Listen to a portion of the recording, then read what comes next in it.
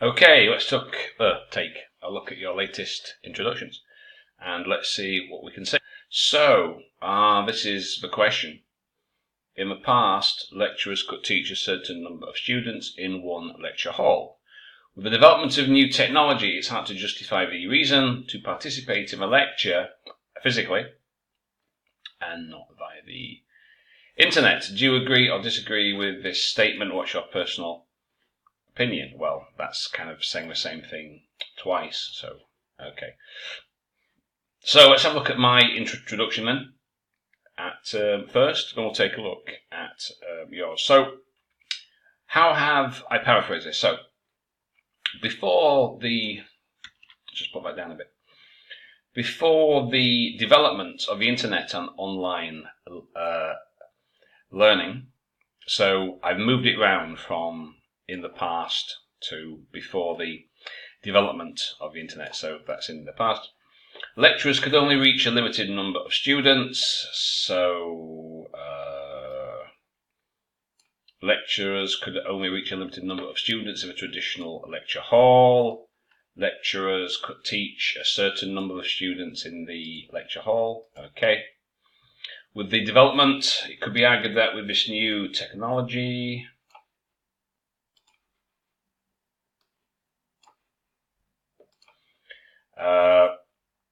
it is hard to justify the reason to participate in a lecture physically. There is no longer a reason to physically attend lectures. And that's basically it. Because I've put the internet and online learning at the start, and I've said with this new technology, as in internet and online learning, there's no longer a reason to physically attend lectures. So you can see I've paraphrased a bit. I've changed the order of some of the ideas. And okay.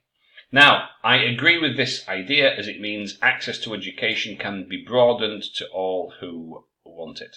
So what I would do now, in paragraph 2 and 3, I would talk about how exactly using the internet means that access to education can be broadened or expanded. So, if we think about it, in a lecture hall, I don't know, you might get 200 people. But if a lecturer broadcasts or live streams his lecture, the audience would be unlimited. It could be thousands or possibly tens of thousands. So, that basically, and also, of course, if you're not physically in the university, I mean, physically in the country, then people can access the lectures from anywhere in the entire world. They don't have to necessarily be, so what this could mean is that lazy undergraduates who can't get their arse out of bed for a 9 o'clock lecture, as I used to see when I was a student, they could stay in bed and they could watch the lecture on the internet. So that would be for, students at that particular university, which is, kind of sad, but still, that's, the nature of students. They are lazy, well, at least the English ones anyway. So it could be that, or what I would be expanding this idea about the internet in paragraph 2 and 3, I would be talking about maybe people who can't physically afford to be at that university. Say if it's a UK university and you've got some guys in Africa or in Asia or anywhere else who can't afford that, they can access it on the internet. So it can be broadened in terms of more people can more people can attend the lecture virtually, I should say. Potentially thousands instead of 100 or 200.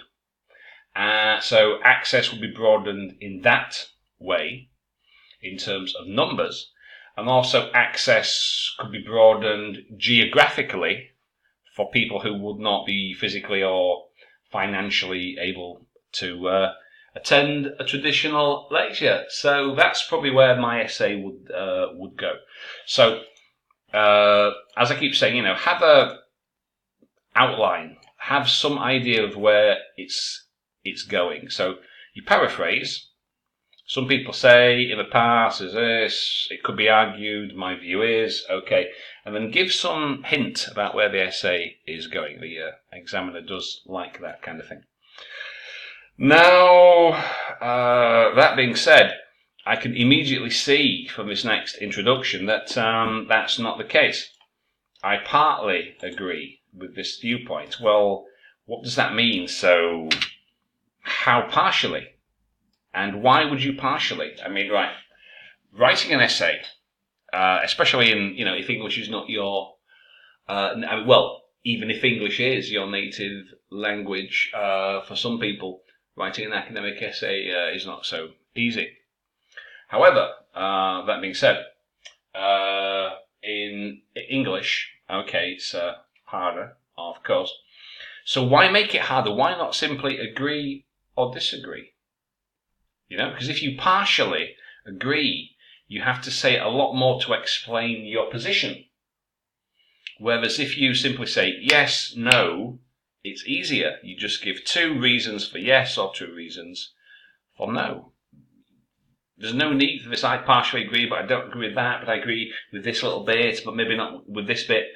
If you're not careful, if you're not so sure of your English, you can have a messy essay if you're not careful there.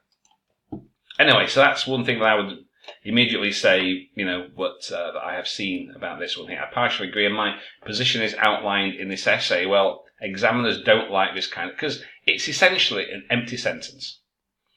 So you partially agree, but what does that mean?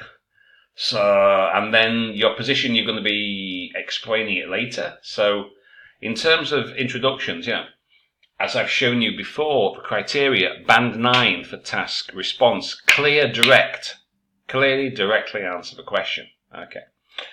While lecture halls were considered as a kind of restriction, well, they were not. Who says anything about they were considered as a kind of restriction? It doesn't say that at all. For overpopulated classes, it doesn't say anything about that either, about overpopulation. It doesn't say that. If we go back to it, it says, in the past, before the internet, etc., lecturers could teach. I think that should be better worded if it said could only teach. Well, a certain number. So, as in, you can only get a limited number of people into a lecture hall because of physical restrictions on space. Okay. So it doesn't say they were considered as a kind of restriction. It just says that, they had a limit, but it doesn't say that anybody said it was a restriction. For overpopulated, it doesn't say they were overpopulated. Nowadays, online classes are more prevalent. Well, it doesn't say that either. It doesn't say that they are prevalent or they are not. It doesn't say anything about that. It simply says the technology available these days, it's difficult to justify why we should have to go and cram into a lecture hall. Why should we have to do that? So it doesn't actually say that. New technological tools, relevant applications which facilitate conditions for a lecturer and a wide range of audience to keep in touch with physical attendance. Well, what viewpoint? There's no viewpoint for you to partially agree with. So, let's take a look again. The statement is, it's hard to justify participating physically in a lecture. So, in other words, do you agree or not that there's no reason to go to physically stand in a lecture hall? Okay. While lecture halls, online sessions are more prevalent. Okay, well, that's not an argumentative statement, is it? That's not a yes or no. This is simply a statement. It's not. It's kind of closed. It's not open. Here it says, do you agree or disagree that it's hard to justify the reason? And here, It doesn't say this. There's no viewpoint for you to partially agree with. Really? Is there? You simply say, well, that it does. Well, I mean, I said it doesn't say this anyway in the topic. What? So you partly agree with the viewpoint that there are more online sessions? Okay, but that's not the statement. The statement is it's hard to justify standing in a lecture hall when the internet is available. So that will not work at all. Had been restricted. Well, it's not. Why is it past perfect? Had been restricted. Well, you could say was restricted. Before the internet, every giving lecture was restricted to a certain number of students or intellectual. Okay, yeah. Now that's more like it. Okay. What's in justifying physical? I hold being physically. Capitalize that. Well, online session seems more justifiable. Okay, yeah. You see, we've got what is it? Justifiable. That's good. And physical attendance. Well, it doesn't really say that. Right, you've got this the other way around. It doesn't say online sessions are more justifiable. It says it's harder to justify physical attendance, which is not quite the same thing. It's not the same thing. It's not. And why do you have to justify taking part in an online session? It's asking. It's hard to justify standing in a lecture hall. So it's not saying that it's more justifiable to take part in an online session. So you've got to be careful how you reword this or paraphrase it. But that part aside, the rest of the introduction is not too bad. So restricted, okay, online session more justifiable, physical present would be more practical. Okay, you'd have to explain in the rest of the essay why exactly it will be more practical to be there, because I can't really see it. If it's simply a lecture, unless you mean that you can't ask questions of the lecturer at the end. Okay, so not too bad. Tutors were able to teach a definite number. Well, okay, certain number is better. In a certain area like conference room. Well, why would tutors teach people in a conference room? Conference rooms are what you have for conferences, for meetings and business. If you're giving a lecture, you give a lecture in a lecture hall or a lecture theatre. That's what you do.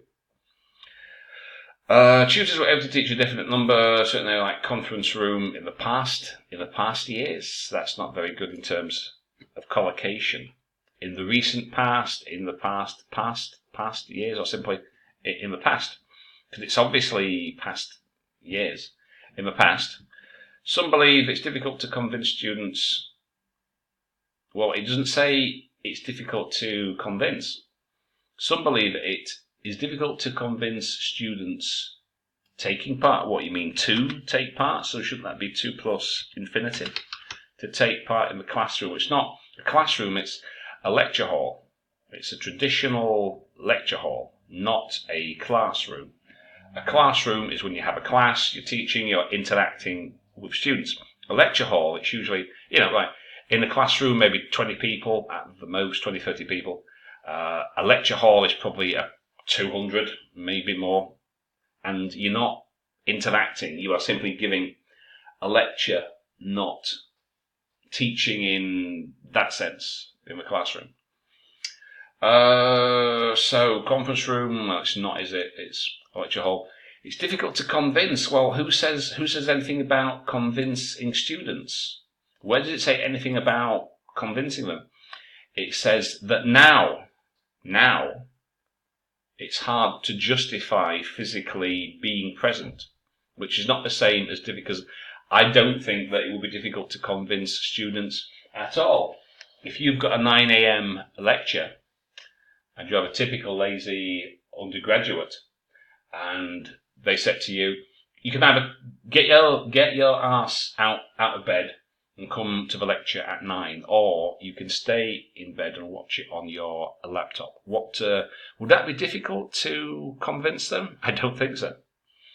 So, and it's saying difficult to convince them to take part in the classroom. Well, okay, but it's not actually doing that. All it's saying is it's hard to justify. It's difficult to convince them to actually go there.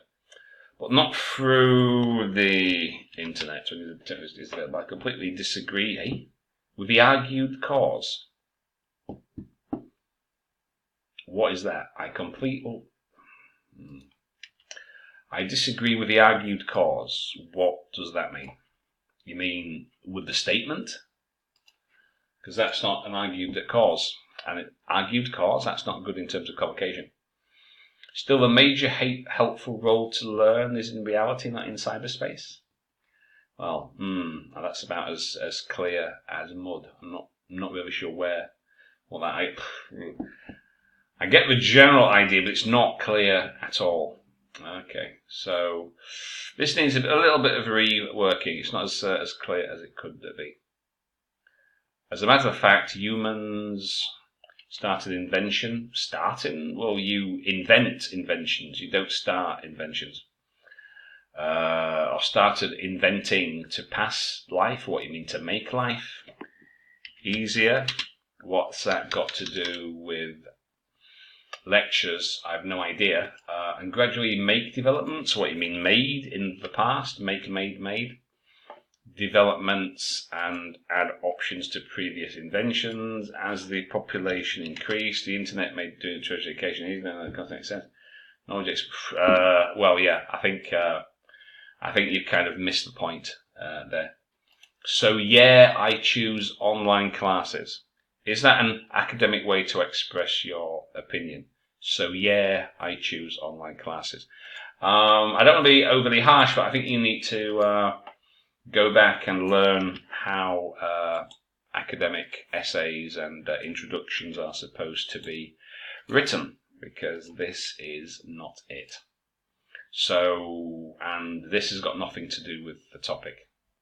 And this has got nothing to do, it's kind of, this first part definitely nothing to do with the topic, as stated. That's got nothing to do with the topic.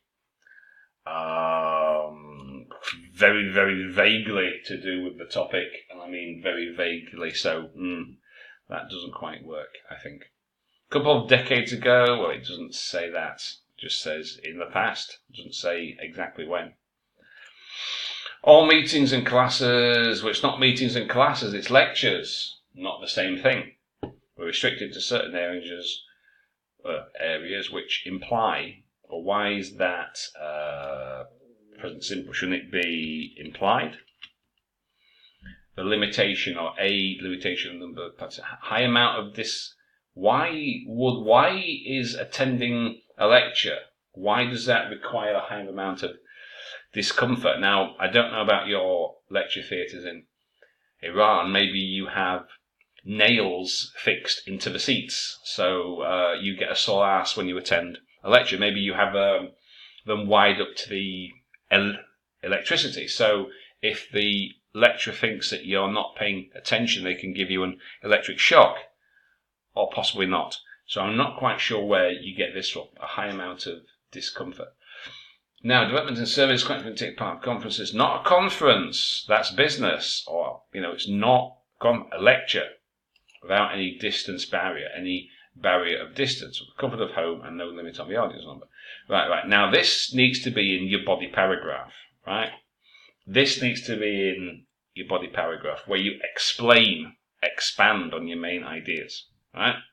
So, all you need to do for your introduction is, let's go back. What did I do? Right. So, simply restate the topic. Don't add anything. Don't take anything away.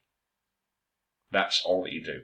And then your ideas about, what did you say about the distance, a limit, which is essentially what I was saying at the start when I was outlining where my essay would actually go. So, disagree with fact, not incentive to ignore the role that there seems not to I would completely agree. So you do, or you would agree in the future. So, okay, so I agree with this fact. What fact? That there seems not to be an incentive. Not to be an incentive, to ignore the role of modern technology like online sessions and join it. Right, well, I think that could do with being reworded a little. It's very complicated. I'm not sure what that means, actually. Okay, so that needs a bit of work, I think. The best advice, which I give always, is keep it simple. Don't try and paraphrase things in so difficult, complicated ways that we've no idea what you're talking about. It doesn't work. Okay.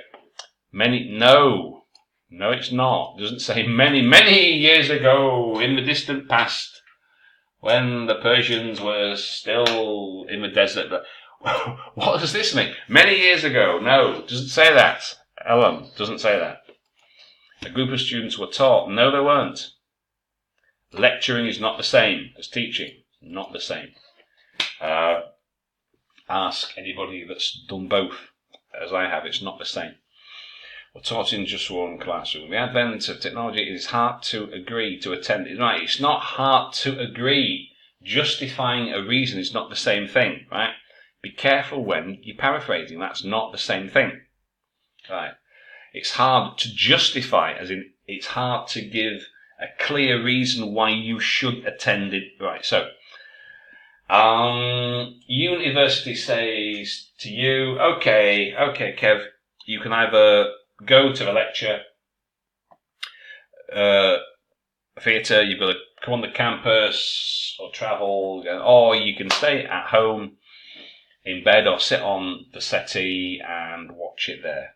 So it would be hard to justify, as in for you to give me a reason why I should go on the bus or however to the lecture. So it's not hard to agree to attend. It's to justify it. It's similar, but it's not the same thing.